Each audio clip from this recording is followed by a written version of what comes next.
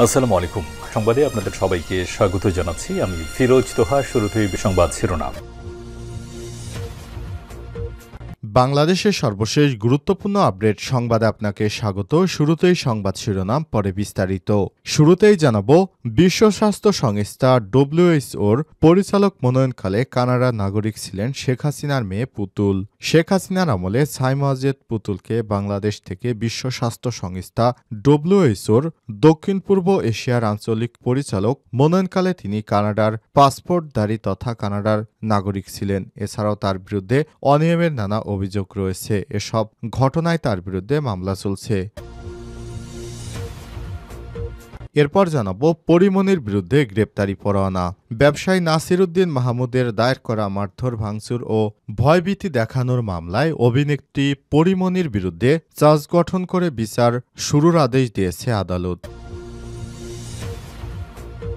এদিকে মেস থেকে জবি শিক্ষার্থীর ঝুলন্ত মরদেহ উদ্ধার।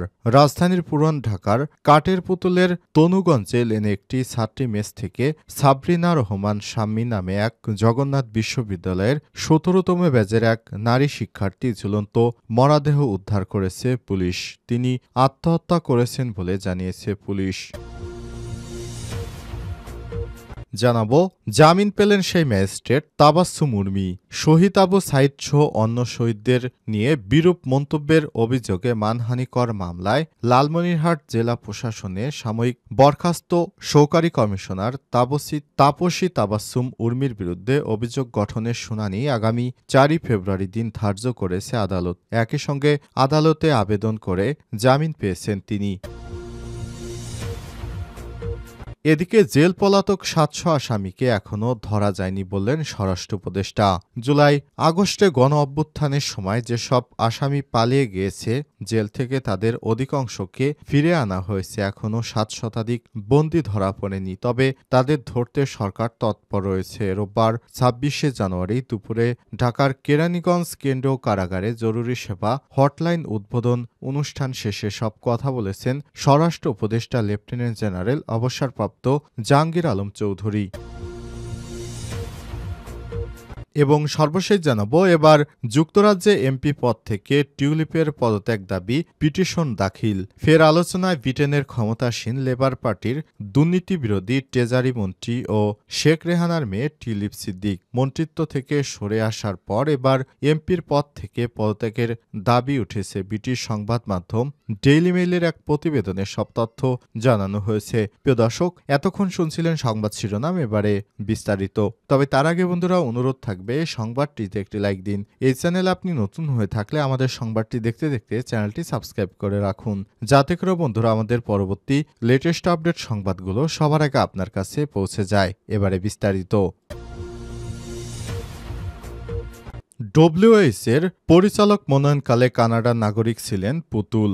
শেখ হাসিনার আমলে সাইমুয়াজেদ পুতুলকে বাংলাদেশ থেকে বিশ্ব স্বাস্থ্য সংস্থা ডব্লিউএইচওর দক্ষিণ পূর্ব এশিয়ার আঞ্চলিক পরিচালক মনোনয়নকালে তিনি কানাডার পাসপোর্টধারী তথা কানাডার নাগরিক ছিলেন। এছাড়াও তার বিরুদ্ধে অনিয়মের নানা অভিযোগ রয়েছে। সব ঘটনায় তার বিরুদ্ধে মামলাও চলছে। রোববার দুর্নীতি দমন কমিশন দুদকের সংবাদ বিজ্ঞপ্তিতে বলা হয়েছে, সাইমুয়াজেদ পুতুলের বিরুদ্ধে দুর্নীতির বিশ্বাসযোগ্য অভিযোগ রয়েছে। এ ধরনের ব্যক্তি বাংলাদেশের মনোনয়নে ডব্লিউএইচের একটি সম্মানজনক পদে দায়িত্ব পালন করে যাওয়া দেশের জন্য মর্যাদা হানিকর। এর ফলে বিশ্ব পরিমণ্ডলে দেশের সুনাম ব্যাপকভাবে ক্ষতিগ্রস্ত হওয়ার জোরালো আশঙ্কা রয়েছে। দুর্নীতি দমন কমিশনের প্রাপ্ত অভিযোগের উপর আলোচিত তথ্য অনুসন্ধানকালে এই মর্মে প্রাথমিক তথ্য পাওয়া গেছে বলে সংস্থার পক্ষ থেকে জানানো হয়েছে। দুদক জানায়, বিভিন্ন সূত্র থেকে প্রাপ্ত তথ্য পর্যালোচনা করে দেখা গেছে যে যুক্তিযুক্ত কোনো কারণ ছাড়াই সাইমুয়াজেদ পুতুলকে বিভিন্ন রাষ্ট্রীয় সফরসঙ্গী করতেন শেখ হাসিনা। এছাড়াও সাইমুয়াজেদের ক্ষেত্রে প্রার্থীর যোগ্যতা হিসেবে প্রদত্ত তথ্যাদি যথাযথ ছিল না।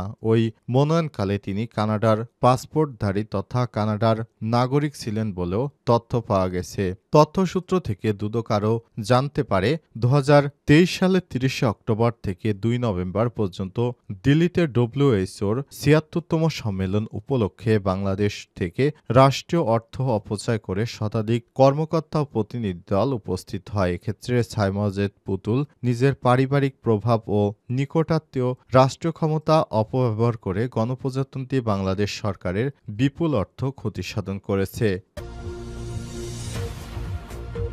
পরিমনির বিরুদ্ধে গ্রেপ্তারি পরোয়ানা জারি।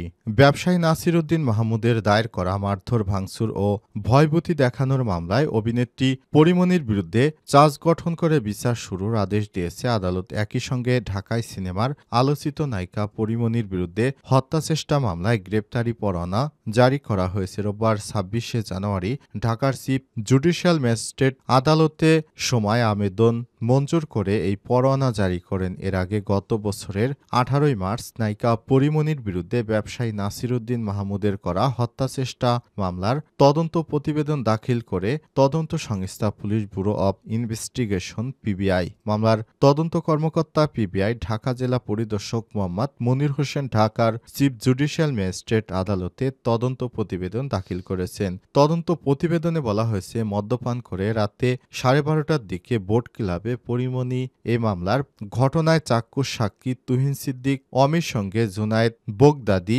জিমি ওরফে জিমির পূর্ব পরিচয়ের সুবাদে মাঝে মাঝে মেসেঞ্জারে যোগাযোগ হতো এবং পরস্পরের মধ্যে বাসায় যা আসা থাকত। ২০২১ সালের ৮ই জুন তুহিন সিদ্দিকী অমি রাত ৯:৩০টার দিকে বনানী কিংস বেকারি শপে অবস্থানকালে পরিমনির কস্টিউম ডিজাইনার জিম তাকে মেসেঞ্জারে কল করে বনানীর বাসায় যেতে অনুরোধ করে। বাসায় যাওয়ার পর অমির সঙ্গে পরিমনি এবং ফাতেমাতুজ জান্নাত বনিদের সাক্ষাৎ হয়। এরপর তারা অমির কাছে জানতে চান এত রাতে উত্তরা ক্লাবে যাওয়া যাবে কিনা। উত্তরে অমি জানান রাত বেশি হচ্ছে, তাই এখন উত্তরা ক্লাবে যাওয়া যাবে না। তিনি তখন জিমি জানতে চান যে তাহলে বোট ক্লাবে যাওয়া যাবে কিনা। জবাবে ঢাকা বোট ক্লাবে যাবে মর্মে জানান অমি। তখন পরিমনির অনুরোধে অমি সহ ৪ জন মিলে বোট ক্লাবে যায়। জিপ গাড়িতে রাত 12:22 ঢাকা বোট ক্লাবে আসেন। গাড়ির পিছনে পরিমনির সাদা রঙের খালি জিপ গাড়ি বোট ক্লাবে প্রবেশ করে। ক্লাবের দোতলায় উঠে প্রথমে পরিমনি ও ফাতেমাতুজ জান্নাত বনি বারের সামনে থাকা টয়লেট ব্যবহার শেষে বারের ভিতরে প্রবেশ করে এবং বারের ভেতরে টিভির সামনে টেবিলে বসেন এবং টেবিলে সাক্ষী অমিও বসেন। সৌজন্যতার খাতিরে অমি তাদের স্ন্যাক্স জাতীয় খাবার নিজ খরচে পরিবেশন করে আপ্যায়ন করতে চেয়েছিল, কিন্তু পরিমনি একটি ১ লিটারের ব্লু লেবেলের মদের বোতল অর্ডার করে। পরিমনি তার সঙ্গে থাকা জিম ও বনি নিমিষেই সেই বোতলের অ্যালকোহল পান করে বোতল খালি করে ফেলেন এবং অনুরূপ আরেকটি বোতল অর্ডার করেন। তারা ওই বোতলও খালি করে ফেলে। এরপর পরিমনি মদ্যপ অবস্থায় নাসির উদ্দিনের বোট ক্লাব ভাঙচুর করে। এ মামলায় অমি সাক্ষ্য দিয়েছেন এবং পরিমনির বিরুদ্ধে গ্রেপ্তারি পরোয়ানা জারি করেছে আদালত। ম্যাচ থেকে জবি শিক্ষার্থীর ঝুলন্ত মরাদেহ উদ্ধার। রাজধানীর পুরান ঢাকার কাঠের পুলের তনুগঞ্জ লেনের একটি ছাত্রী মেস থেকে সাবরিনা রহমান শামীম নামে এক জগন্নাথ বিশ্ববিদ্যালয়ের জবির ১৭তম ব্যাচের এক নারী শিক্ষার্থীর ঝুলন্ত মরদেহ উদ্ধার করেছে পুলিশ। তিনি আত্মহত্যা করেছেন বলে জানিয়েছে পুলিশের সদস্যরা।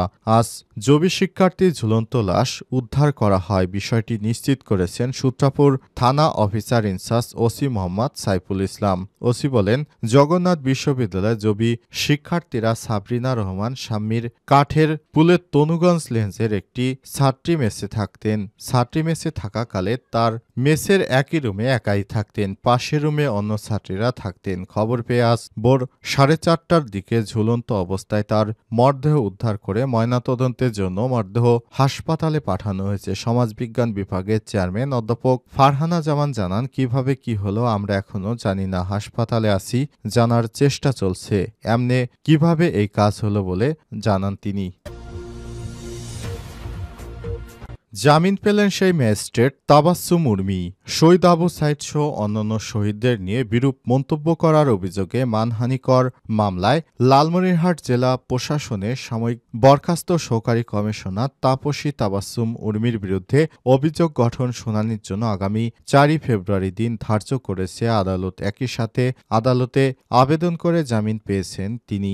আদালতে আত্মসমর্পণ করে জামিন পেয়েছেন সাময়িক বরখাস্ত হওয়া লালমনিরহাট জেলা প্রশাসনের বিতর্কিত সেই ম্যাজিস্ট্রেট তাপসী তাবাসসুম উর্মি। শহীদ আবু সাঈদ সহ অন্যান্য শহীদদের দিয়ে বিরূপ মন্তব্যের অভিযোগে মানহানি মামলায় সাময়িক বরখাস্ত সহকারী কমিশনার তাপসী তাবাসসুম উর্মির বিরুদ্ধে অভিযোগ গঠনের শুনানির জন্য আগামী 4 ফেব্রুয়ারি দিন ধার্য করেছে ঢাকার একটি আদালত। আজ রোববার ঢাকার মেট্রোপলিটন ম্যাজিস্ট্রেট মোহাম্মদ সেফাতুল্লাহর আদালত নতুন তারিখ ধার্য করেছেন। তিনি ঢাকার চিফ মেট্রোপলিটন ম্যাজিস্ট্রেট আদালতে হাজির হন। এ সময় তার আইনজীবীর অভিযোগ গঠন শুনানির জন্য সময় চেয়ে আবেদন করে। শুনানি শেষে আদালত তার আবেদনটি মঞ্জুর করে অভিযোগ গঠনের শুনানির জন্য আগামী 4 ফেব্রুয়ারি দিন ধার্য করেছেন। এছাড়াও তার জামিন চেয়ে আরেকটি আবেদন করা হয়। শুনানি শেষে আদালত তার জামিন মঞ্জুর করেছেন। এর আগে গত 8 অক্টোবর শহীদ আবু সাঈদ সহ অন্য শহীদদের নিয়ে বিরূপ মন্তব্য করার অভিযোগে তার বিরুদ্ধে ঢাকার